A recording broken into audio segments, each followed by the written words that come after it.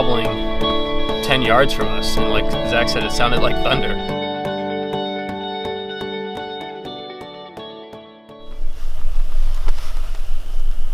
I think I'm ready. Let's get it done.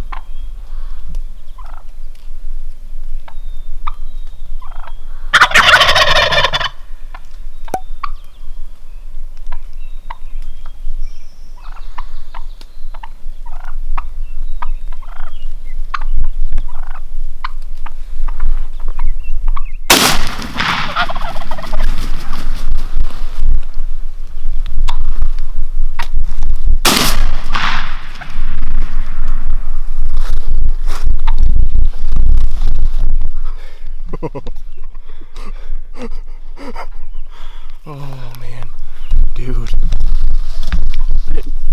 I didn't really plan on doubling up, but I mean, what are you gonna do? I mean,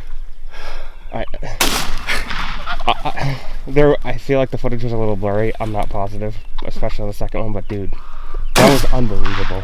yeah. That was unbelievable. Yeah. That was, when they gobbled right here, that was like thunder, man. Yeah. Good choice on being patient, huh? Such a good choice. That was amazing. I'm pretty sure they're both toms, so. I think the other one I just judged by the beard. Yeah. I don't think it was like a real big beard, but. Oh my word, dude. That happened quick when it happened. Yeah, it did.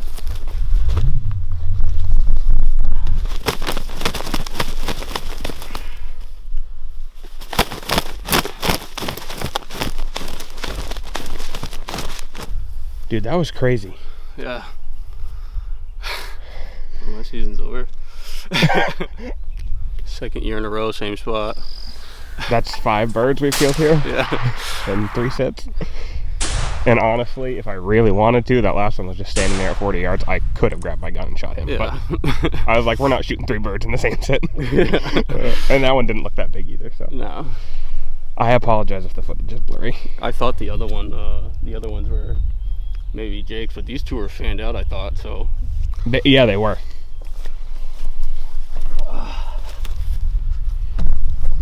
Just little spurs on them. That will probably forever be one of my favorite hunts. They were like, what, 8 yards from us when they gobbled like that? They came right down the edge. I'm like, I'm trying not to move, and I'm like trying to zoom, but I'm like, I can't move my hand. There was a hen in the group, wasn't there? Yeah, she was the first one in. So I'm pretty sure. So I'm like, why are they coming here? I when she started right here, she stopped and they all stopped, and she started, like, I thought she was gonna putt. She was just kind of like, what is that? And then they came by her. They're like, get out of my way. They looked a little suspicious, but I'm like, I'm not gonna pull my gun up yet. I'm gonna wait till they get right to the decoys and see if they fan out. I was like, as long as I stay still, they should be good. So I just stayed still, and then even when I pulled up my gun, I thought they were gonna take off, and he was still like, I think he turned it just enough so when I picked up my gun, like he couldn't see me, and then I just pulled the trigger, and then they obviously all flocked out, and that one didn't stay too far, so I was like, yeah, whatever. That was awesome. Thank you, God. Seriously.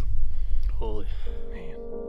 I guess what would sum up this hunt best is what Zach said just a few minutes ago. It's kind of bittersweet.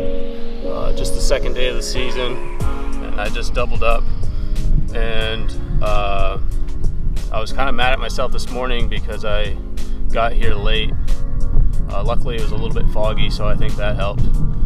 We came back to the spot that we actually took 3 birds last year, and I set up the decoys, took a seat. We're probably sitting for about 20 minutes or so, and we had a gobble like almost right on top of us. And as far as that setup goes, you really couldn't be any luckier, because I was so tired last night that I didn't come out to try and roost any birds. We just figured we'd come here and see if we could hear some gobbling, and then if not, we would just go kind of run and gun them. So we heard some gobbling early, and they were right on top of us. I don't know how many birds we heard, probably 3 or 4 or so. And then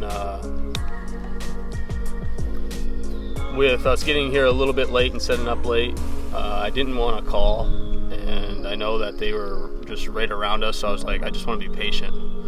And so we sat for a little bit longer, and I never called at all. Just had my decoys out. I knew, obviously if I didn't have my decoys out, I probably would have tried and called a little bit, and it would have been really soft. And so I just kind of sat there, and we actually heard them coming off the roost, which is pretty cool, just hearing the wings flapping and hearing them hit the ground. And Zach was up higher than I was. I was down a little bit lower. He saw one of the birds when it first came down.